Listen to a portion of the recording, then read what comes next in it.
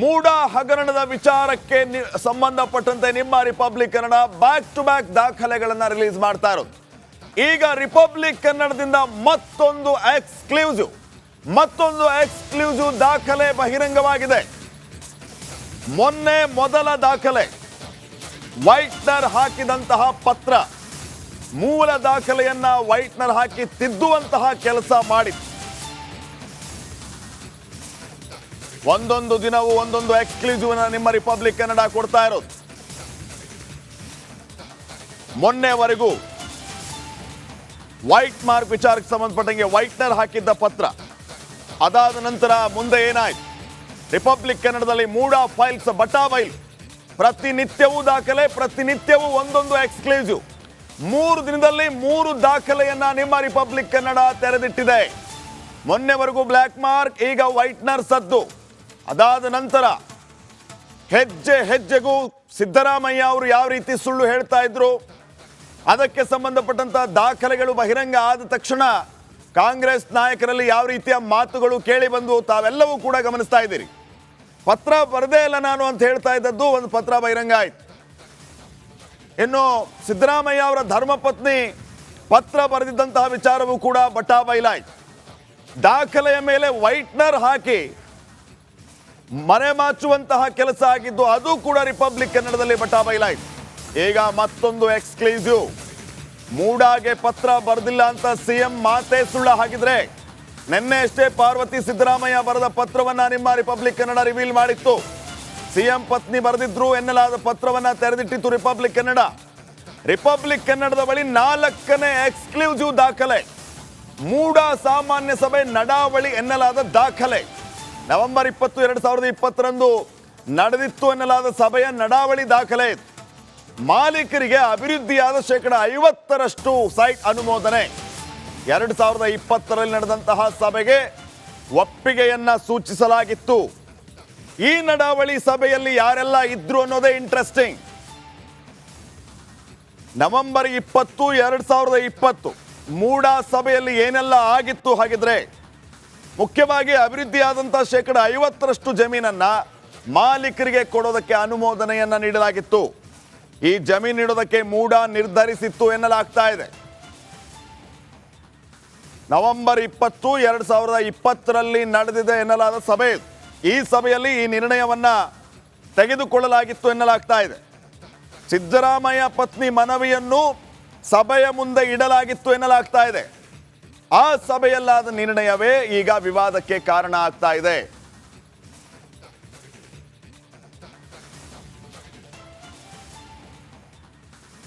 ಈ ವಿಚಾರಗಳಿಗೆ ಸಂಬಂಧಪಟ್ಟಂತೆ ನಮ್ಮ ಜೊತೆಗೆ ಮಾತಾಡೋದಕ್ಕೆ MLC ಆಗಿರುವಂತಹ ಛಲವಾದಿ ನಾರಾಯಣ ಸ್ವಾಮಿ ಅವರು ನೇರ ಸಂಪರ್ಕದಲ್ಲಿ ಜಾಯ್ನ್ ಆಗ್ತಾ ಇದ್ದಾರೆ. ನಾರಾಯಣ ಸ್ವಾಮಿ ಅವರು ನಮಸ್ಕಾರ. ನಮಸ್ಕಾರ ಸರ್.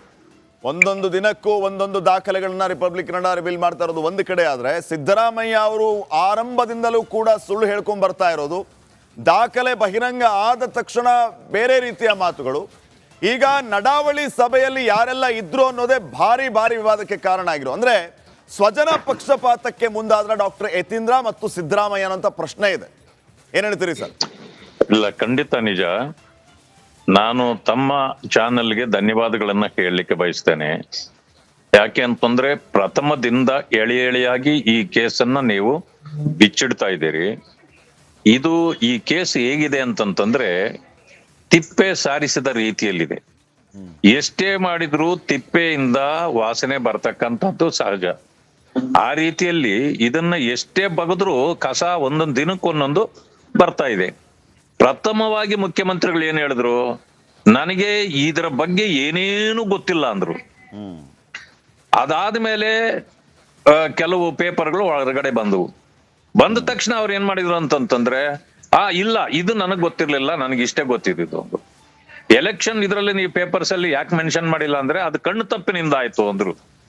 ಅದಾದ್ಮೇಲೆ ಪದೇ ಎಲ್ಲಾ ಈಗ ನಾವು ತಿದ್ದಿಲ್ಲ, ಲೆಟರೇ ಕೊಟ್ಟಿಲ್ಲ ಅಂದ್ರು. ಲೆಟರ್ ಕೊಟ್ಟಿದ್ದೀರಿ ಅಂತ ನೀವು ಪ್ರೂವ್ ಮಾಡಿದ ಮೇಲೆ ಅದರಲ್ಲಿ ತಿದ್ದಲಾಗಿದೆ ಅಂದಿದ್ದಕ್ಕೆ ಇಲ್ಲ ನಾವು ತಿದ್ದೇ ಇಲ್ಲ ಅಂತಂದ್ರು. ಹೀಗೆ ಹಲವು ರೀತಿಯಲ್ಲಿ ಅವರು ಇದನ್ನ ಮುಚ್ಚಿಡ್ತಕ್ಕಂತ ಕಾರ್ಯವನ್ನ ಮಾಡಿದ್ರು. ಇನ್ನು ಮುಂದೆ ಯಾವುದೂ ಮುಚ್ಚಿಡ್ಲಿಕ್ಕೆ ಸಾಧ್ಯ ಇಲ್ಲ. ಒಂದು ನಾನು ಅವರಲ್ಲಿ ಪ್ರಶ್ನೆ ಮಾಡ್ತೇನೆ, ಇವ್ರು ನಿಮ್ಮದು ಜಮೀನ್ ಆಗಿದ್ರೆ ನೀವು ಖರೀದಿ ಮಾಡಿದ್ದು ಯಾವಾಗ? 92 ಅದು ಮೂಡ ಅಕ್ವೈರ್ ಮಾಡ್ತದೆ. 97ಕ್ಕೆ ಪರಿಹಾರ ಕೊಟ್ಟು ಜಮೀನು ಅವ್ರದ್ದಾದ್ಮೇಲೆ ಡಿನೋಟಿಫಿಕೇಶನ್ ಮಾಡ್ಲಿಕ್ಕೆ ಅಧಿಕಾರ ಇಲ್ಲ, ಬರೋದೇ ಇಲ್ಲ. ನೀವು ಅದನ್ನು ಡಿನೋಟಿಫೈ ಆಗಿದೆ, ಯಾರ ಕಾರಣದಿಂದ ಆಗಿರುತ್ತೆ ಅದು? ನೀವೇ ಡಿಪ್ಯೂಟಿ ಸಿಎಂ ಇದ್ರಿ. ಹೌದು. ಅದಾದ ನಂತರ 5 ವರ್ಷ ಅದನ್ನ ನಿಮಗ್ ಗೊತ್ತೇ ಇರಲ್ಲ ಯಾರಿಗೂನು. 5 ವರ್ಷ ಆದ್ಮೇಲೆ ಖರೀದಿ ಅಂತೀರಿ. ಖರೀದಿ ನಿಮಗೆ ಕೊಟ್ಟವ್ರು ಯಾರು? ಯಾವುದೇ ಅಧಿಕಾರ ಹಕ್ಕು ಇಲ್ಲದ ವ್ಯಕ್ತಿಯಿಂದ ನೀವು ಜಮೀನು ಹೇಗೆ ಖರೀದಿ ಮಾಡ್ತೀರಿ? ಅದನ್ನ ಡಿನೋಟಿಫೈ ಮಾಡಿರೋದು ಏನು ಕಾರಣಕ್ಕೆ? ಅದು ಡಿನೋಟಿಫೈಗೆ ಪತ್ರ ಕೊಟ್ಟು ಒತ್ತಡ ಹಾಕದವ್ರು ಯಾರು? ಒಂದು ಸಮಯ ಆ ದಲಿತ ಸಮುದಾಯದಲ್ಲಿ ಇರ್ತಕ್ಕಂತ ಆ 3 ಮಕ್ಕಳಲ್ಲಿ ಯಾರಾದ್ರೂ ಒಬ್ರು ಹಾಕಿದ್ರೆ ಏನು ಲೆಟರ್ ಕೊಟ್ಟ ತಕ್ಷಣನೇ ಡಿನೋಟಿಫಿಕೇಶನ್ ಆಗ್ಬಿಡ್ತದ? ಹೋಗ್ಲಿ ಆಯ್ತು ಅಂತ ಇಟ್ಕೊಳ್ಳಿ, ಯಾವ ಕಾರಣಕ್ಕಾಯ್ತು? ಒಂದು ಸಮಯ ನಮಗೆ ಬೇರೆ ಜಮೀನಿಲ್ಲ, ನಾವ್ ಅದನ್ನ ಯಾವುದೇ ಕಾರಣಕ್ಕೆ ಬಿಡಲ್ಲ ಅಂದ್ಮೇಲೆ ಅದನ್ನ ಇದು ಯಾಕೆ ಸೇಲ್ ಯಾಕೆ ಮಾಡ್ತಾರೆ? ಇಂಥವೆಲ್ಲ ಪ್ರಶ್ನೆಗಳು ಉದ್ಭವ ಆಗ್ತದೆ. ಸೇಲ್ ಮಾಡಿದ್ದನ್ನ ಒಂದು ಸಮಯ ಲೇಔಟ್ ಆಗಿ ಹಂಚಿಕೆಗಳಾದ್ಮೇಲೆ ಅದು ಸರ್ಕಾರಿ ಜಮೀನ್ ಆಗಿದ್ದಕ್ಕೆ ಅವರು ಬಳಕೆ ಮಾಡ್ಕೊಂಡಿದ್ದಾರೆ. ನೀವು ಇವಾಗ ಡಿನೋಟಿಫಿಕೇಶನ್ ಆಗಿರೋದೇ ರಾಂಗ್ ಅಂತ ಅಂದ್ಮೇಲೆ ಒಬ್ಬ ಇವತ್ತು ಮುಖ್ಯಮಂತ್ರಿ ಸ್ಥಾನದಲ್ಲಿರ್ತಕ್ಕಂಥವ್ರು, ಅಂದ್ರೆ ಎಲ್ಲರಿಗೂ ವಿವೇಕವನ್ನ ಹೇಳ್ಕೊಡ್ಬೇಕಾದವರು, ನೀವ್ ಹೆಂಗೆ ಅದನ್ನ ಖರೀದಿ ಮಾಡ್ತೀರಿ? ಜಮೀನೇ ಅಲ್ಲಿಲ್ಲ, ಅದು ಮೂಡಾಗಿ ಹೋಗಿ ಸೈಟ್ಗಳಾದ್ಮೇಲೆ ಅದನ್ನ ಹೆಂಗೆ ನೀವು ಕನ್ವರ್ಷನ್ ಮಾಡ್ತೀರಿ? ಕನ್ವರ್ಷನ್ ಇವೆಲ್ಲವೂ ಕೂಡ ಟೋಟಲಿ ಬೋಗಸ್ ಇದೆ. ಇದು ಮಾಡ್ಬೇಕಂತಲೇ ಉದ್ದೇಶದಿಂದಲೇ ಮಾಡಿರ್ತಕ್ಕಂಥದ್ದು. ಆಮೇಲೆ 50-50 ರೇಷಿಯೋ ಎಲ್ಲಿತ್ತು? ನೀವು ಮಾತೆತ್ತಿದ್ರೆ ಬಿಜೆಪಿನೇ ನಮಗ್ ಸೈಟ್ ಕೊಟ್ಟಿದ್ದು ಅಂತಿರಲ್ಲ. ಯಾವ ಕ್ಯಾಬಿನೆಟ್ ಅಲ್ಲಿ ತೀರ್ಮಾನ ಆಯ್ತು ಇವ್ರಿಗೆ ಕೊಡ್ಬೇಕು ಅಂತ? ನೀವು ಮೀಟಿಂಗ್ ಅಲ್ಲಿ ತೀರ್ಮಾನ ಮಾಡ್ಕೊಳ್ಳೋದು ಬೇರೆ ವಿಷಯ. ಸರ್ಕಾರ ಕೊಟ್ಟಿದೆ ಅಂತಂದ್ರೆ ಅದು ಕ್ಯಾಬಿನೆಟ್ಗೆ ಬರಬೇಕು. ನವೆಂಬರ್ 20, 2020 ಇವರು ಸಭೆಯನ್ನ ನಡೆಸ್ತಾರೆ. ಆ ಸಭೆಯಲ್ಲಿಯೇ ಸಿಎಂ ಸಿದ್ದರಾಮಯ್ಯ ಅವರ ಧರ್ಮಪತ್ನಿ ಬರೆದಂತ ಮನವಿಯನ್ನು ಕೂಡ ಆ ಸಭೆಯ ಮುಂದೆ ಇಡಲಾಗುತ್ತೆ. ಅವಾಗ ಅಲ್ಲಿ ಅನುಮೋದನೆ ಸಿಕ್ತು ಅನ್ನೋ ವಿಚಾರ. ಅಲ್ಲಿ ಡಾಕ್ಟರ್ ಯತೀಂದ್ರ ಕೂಡ ಅದಕ್ಕೆ ಮುಂಚೆ 4 ಬಾರಿ ತಿರಸ್ಕಾರ ಆಗಿದೆ. ಇದು 4 ಮೀಟಿಂಗ್ಗಳಲ್ಲಿ. ಒಂದು ಮೀಟಿಂಗ್ ಅಲ್ಲಿ ತಿರಸ್ಕಾರ ಆದ್ಮೇಲೆ 2ನೇ ಮೀಟಿಂಗ್ ಬರಲ್ಲ ಅದು. ಆದ್ರೆ ನೀವು ನಿಮಗೆ ಬೇಕಾದವ್ರನ್ನ ಅಧ್ಯಕ್ಷರನ್ನಾಗಿ ಮಾಡಿ, ಚೇರ್ಮನ್ ಮಾಡಿ ಅಲ್ಲಿ ಕುಳಿಸಿ 4 ಸಭೆಗಳಲ್ಲಿ ಅದನ್ನ ಪ್ರಸ್ತಾಪ ಮಾಡಿಸಿದ್ದೀರಿ, ಫೇಲ್ ಆಗಿದೆ. ಮತ್ತು 5ನೇ ಸಭೆಯಲ್ಲಿಟ್ಟು ನೀವು ಪಾಸ್ ಮಾಡಿಸಿದ್ದೀರಿ. ಅದಾದ ನಂತರ ಪಾಸ್ ಮಾಡಿಸಿದ ಮೇಲೆ ನೀವು ಅದು ಹೇಗೆ ನೀವು 50-50 ಯಾವಾಗ ಬಂತು? ಯಾರು ಅದಕ್ಕೆ ಏನ್ ಕ್ಯಾಬಿನೆಟ್ ಅಲ್ಲಿ ಡಿಸಿಷನ್ ಆಗಿತ್ತಾ 50% ಕೊಡ್ಬೇಕು ಅಂತ ಹೇಳಿ? ಈ ಸಭೆಯಲ್ಲಿ ನಿರ್ಧಾರ ಮಾಡಿದ್ರು ಅಂತ ಹೇಳ್ತಾರೆ ಚಲವಾದಿ ನಾರಾಯಣ ಸ್ವಾಮಿ ಅವರೇ. ಈ 50-50 ವಿಚಾರವನ್ನು ಈ ಸಭೆಯಲ್ಲಿ ನಿರ್ಧಾರ ಮಾಡಿದ್ರು ಅಂತ ನೋಡಿ. ಆ ಕಮಿಷನರ್ ಇದಾರಲ್ಲ, ನಾನು ಇವತ್ತು ನನ್ನ ಹತ್ರ ಇದೆ ಪತ್ರ, ನಿಮಗೆ ಕಳಿಸ್ತೀನಿ ಬೇಕಾದ್ರೆ. ಕಮಿಷನರ್ ಇದಕ್ಕೆ ಒಪ್ಪಿಗೆ ಕೊಟ್ಟಿಲ್ಲ ನಮೂದಾಗಿದೆ ಅಲ್ಲೇ. ಅವರು ಅದನ್ನು ವಿರೋಧ ಮಾಡಿದ್ದಾರೆ, ಈ ರೀತಿ ಕೊಡಕ್ ಬರೋದಿಲ್ಲ ಅಂತ. ಮತ್ತೆ ಕಮಿಷನರ್ ಮಾತಿಗೆ ಬೆಲೆ ಇಲ್ವಾ ಅಲ್ಲಿ? ಇದಾದ್ಮೇಲೆ ಡಿಸಿಗೆ ಹೋಗಿದೆ. ಡಿಸಿ 16 ಬಾರಿ ಲೆಟರ್ಗಳು ಬರೆದಿದ್ದಾರೆ, ಇದು ಕಾನೂನು ಬಾಹಿರ, ಇದು ಕೊಡಕ್ ಬರಲ್ಲ ಅಂತ. ಇಷ್ಟನ್ನೆಲ್ಲ ಮಾಡಿ ಧ್ರುವ ಕುಮಾರ್ ಒತ್ತಾಯದ ಮೇರೆಗೆ ಕೊಟ್ಬಿಟ್ಟಿದ್ದಾರೆ. ಇವೆಲ್ಲವೂ ಕೂಡ ಇವತ್ತು ಸಿಕ್ಕಿ ಬಿದ್ದಿದೆ. ಇದರಿಂದ ಯಾರು ತಪ್ಪಿಸ್ಕೊಳ್ಳಿಕ್ಕೆ ಸಾಧ್ಯ ಇಲ್ಲ. ಆಮೇಲೆ it is not A problem of the 14 sites. 14 ಸೈಟ್ಗಳೇ ಆಗಿದ್ದಿದ್ರೆ ಅದು ಎಲ್ಲೋ ಕೈ ತೊಳ್ಕೊಬಿಡ್ತಿದ್ರು. ಇದು 3,000 ಸೈಟ್ಗಳಿಗೂ ಹೆಚ್ಚು ಇದೇ ರೀತಿ ಅವರಿಗೆ ಅವರ ಹಿಂದೆ ಮುಂದೆ ಇರೋರಿಗೆಲ್ರಿಗೂ 3,000 ಸೈಟ್ಗಳು ಹೋಗಿದೆ. ಆದ್ರಿಂದಲೇ ಇದು ಹೆಚ್ಚು ಕಡಿಮೆ ಈಗ 5-6 ಸಾವಿರ ಕೋಟಿಯ ಹಗರಣ ಅಂತ ಬರ್ತಾ ಇರತಕ್ಕಂಥದ್ದು. ಅದರಿಂದ ಚಲವಾದಿ ನಾರಾಯಣ ಸ್ವಾಮಿ, ಈಗ ಅವತ್ತು ನಡೆದಂತಹ ಸಭೆಯಲ್ಲಿ ನಿಮ್ಮದೇ ಪಕ್ಷದ ರಾಮದಾಸ್ ಅವರೆಲ್ಲ ಇದ್ರು. ಅವ್ರು ಇನ್ ಕೇಸ್ ವಿರೋಧವನ್ನ ವ್ಯಕ್ತಪಡಿಸಿದ್ರು ಅಂತ ಆದ್ರೆ ಅವ್ರ ಮಾತು ನಡಿಲಿಲ್ವಾ? ಅಷ್ಟರ ಮಟ್ಟಿಗೆ ಇವ್ರು ಪ್ರಭಾವ ಬಳಸ್ಬಿಟ್ಟಿದ್ರ ಅಂತ ನೋಡಿ. ಮೆಜಾರಿಟಿ ಯಾರಿದ್ರು? ನಮ್ಮವ್ರು ಇದ್ದವ್ರು 2 ಮೆಂಬರು. ಮೆಜಾರಿಟಿ ಅವರೆಲ್ಲ ಇದ್ದವರೆಲ್ಲ ಮಾಡ್ಕೊಂಡಿದ್ದಾರೆ. ಮೆಜಾರಿಟಿ ತಾನೇ ಮುಖ್ಯ.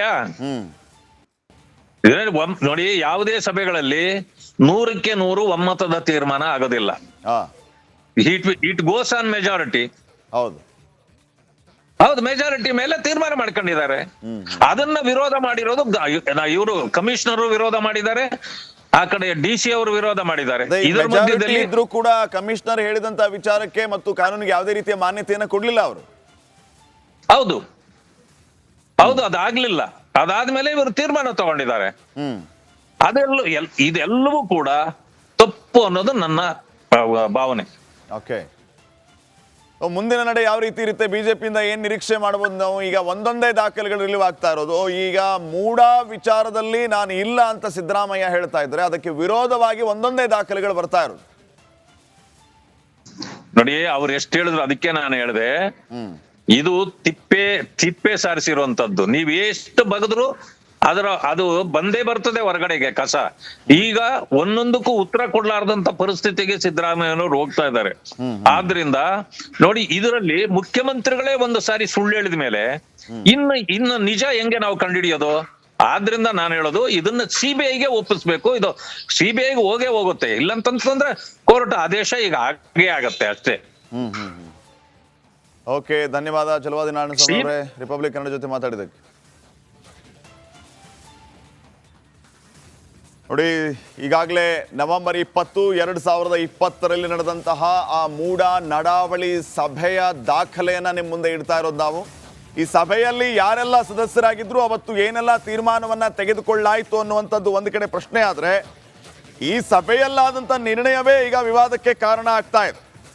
ಅಂದ್ರೆ ಸಿದ್ದರಾಮಯ್ಯ ಪತ್ನಿ ಮನವಿಯನ್ನು ಕೂಡ ಈ ಸಭೆಯ ಮುಂದೆ ಇಡಲಾಗಿತ್ತು ಎನ್ನಲಾಗ್ತಾ ಇದೆ. ಈ ಸಭೆಯಲ್ಲಿ ಅನುಮೋದನೆಗೆ ನಿರ್ಣಯವನ್ನ ತೆಗೆದುಕೊಳ್ಳಲಾಗಿತ್ತು ಅನ್ನೋದು ಒಂದು ಕಡೆ ಆದ್ರೆ, ಅಭಿವೃದ್ಧಿಯಾದಂತಹ 50% ಜಮೀನನ್ನ ಮಾಲೀಕರಿಗೆ ನೀಡಬೇಕು ಅನ್ನುವಂತಹ ನಿರ್ಣಯವನ್ನು ಕೂಡ ಇದೇ ಸಭೆಯಲ್ಲಿ ತೆಗೆದುಕೊಳ್ಳಲಾಯಿತು.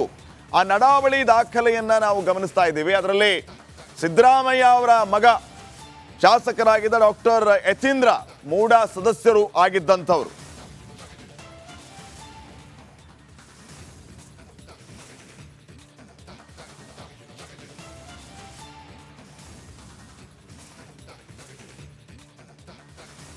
ರಿಪಬ್ಲಿಕ್ ಕನ್ನಡದಲ್ಲಿ ಈ ಮೂಡಾ ಹಗರಣದ ವಿಚಾರಕ್ಕೆ ಸಂಬಂಧಪಟ್ಟಂತೆ ಒಂದೊಂದೇ ದಾಖಲೆಗಳನ್ನ ನಾವು ಬಿಡುಗಡೆ ಮಾಡ್ತಾ ಇದ್ದೀವಿ.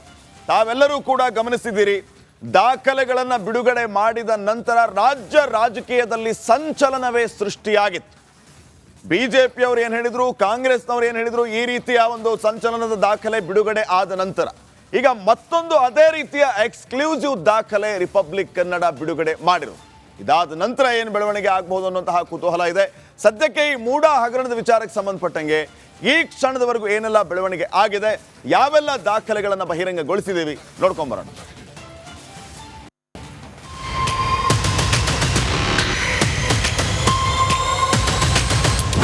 ವಿಜಯನಗರದ 3ನೇ ಸ್ಟೇಜು 4ನೇ ಸ್ಟೇಜ್ನಲ್ಲಿ ಕೊಡಿ ಅಂತ ಕೇಳಿಲ್ಲ.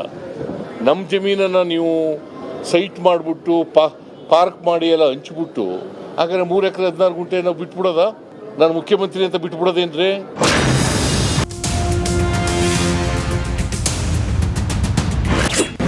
ಇದು ಮೂಡಾ ಹಗರಣದ ಮತ್ತೊಂದು ಎಕ್ಸ್ಕ್ಲೂಸಿವ್. ರಿಪಬ್ಲಿಕ್ ಕನ್ನಡ ಬ್ರೇಕ್ ಮಾಡಿದ ಮೆಗಾ ಸುದ್ದಿ.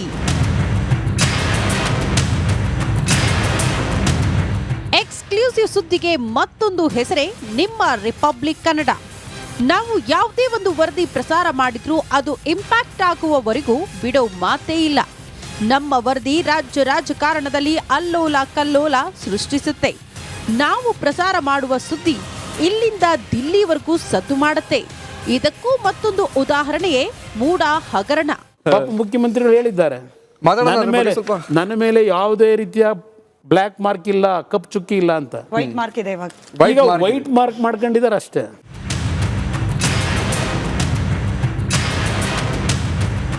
ಮೂಡಾ ಹಗರಣದ ಆಳ ಅಗಲ ಕಲೆ ಹಾಕುತ್ತಿರುವ ರಿಪಬ್ಲಿಕ್ ಕನ್ನಡ ಕಳೆದ 3 ದಿನಗಳಿಂದ ಒಂದೊಂದು ಎಕ್ಸ್ಕ್ಲೂಸಿವ್ ಸುದ್ದಿ ಪ್ರಸಾರ ಮಾಡ್ತಿದೆ. ಮೊನ್ನೆ ವೈಟ್ನರ್ ಹಾಕಿದ ಪತ್ರದ ಮೊದಲ ದಾಖಲೆ ರಿಲೀಸ್ ಮಾಡಿತ್ತು. ನಿನ್ನೆ ಸಿಎಂ ಪತ್ನಿ ಬರೆದಿದ್ರು ಎನ್ನಲಾಗಿರುವ ಪತ್ರಕ್ಕೆ ಸಾಕ್ಷ್ಯ ಸಿಕ್ಕಿತ್ತು. ಇಂದು 3ನೇ ಮಹತ್ವದ ದಾಖಲೆ ರಿಲೀಸ್ ಮಾಡಿದೆ.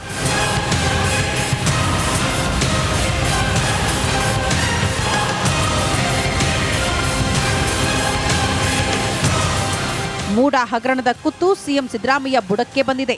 ಹೀಗಾಗಿ ಮೂಡ ಸಾಮಾನ್ಯ ಸಭೆ ನಡಾವಳಿ ಎನ್ನಲಾದ ಮಹತ್ವದ ದಾಖಲೆ ರಿಪಬ್ಲಿಕಾಣ ಬ್ರೇಕ್ ಮಾಡಿದೆ. ನವೆಂಬರ್ 20, 2020 ನಡೆದಿದೆ ಎನ್ನಲಾಗಿರುವ ಸಭೆಯ ನಡಾವಳಿಯಿಂದ ಬಿಗ್ ಟ್ವಿಸ್ಟ್ ಸಿಕ್ಕಿದೆ.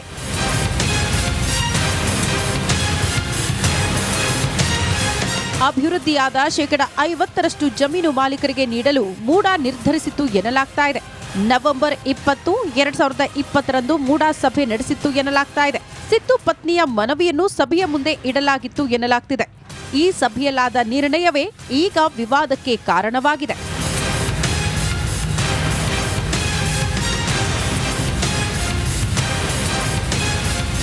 ಅಂದು ನಡೆದ ಸಭೆಯಲ್ಲಿ ಯತೀಂದ್ರ ಭಾಗಿಯಾಗಿದ್ರು ಎನ್ನಲಾಗ್ತಾ ಇದ್ದು, ಮೂಡ ಸದಸ್ಯ ಮತ್ತು ಶಾಸಕರಾಗಿರುವ ಡಾಕ್ಟರ್ ಯತೀಂದ್ರ ಭಾಗಿಯಾಗಿದ್ದು ಎನ್ನುವುದಕ್ಕೆ ಈ ದಾಖಲೆಯೇ ಮಹತ್ವದ ಸಾಕ್ಷಿಯಾಗ್ತಾ ಇದೆ. ಇನ್ನು ಸಿದ್ದು ಪತ್ನಿ ಮನವಿಗೆ ಅನುಮೋದನೆ ಕೊಟ್ಟಿದ್ದು ಇದೇ ಸಭೆಯಲ್ಲಿ ಅನ್ನೋ ಪ್ರಶ್ನೆ ಎದುರಾಗಿದೆ. ಹಾಗಾದ್ರೆ ಅಂದು ನಡೆದ ಸಭೆಯಲ್ಲಿ ಮತ್ತಷ್ಟು ಹಲವು ನಾಯಕರು ಭಾಗಿಯಾಗಿದ್ರು ಎನ್ನಲಾಗ್ತಾ ಇದೆ. ಡಾಕ್ಟರ್ ಯತೀಂದ್ರ, HV ರಾಜೀವ್, ತನ್ವೀರ್ ಸೇಠ್, ಜಿಟಿ ದೇವೇಗೌಡ, ರಾಮದಾಸ್, ಸಂದೇಶ್ ನಾಗರಾಜ್ ಭಾಗಿಯಾಗಿದ್ರು ಎನ್ನಲಾಗ್ತಾ ಇದೆ. Bureau report, republic Kannada.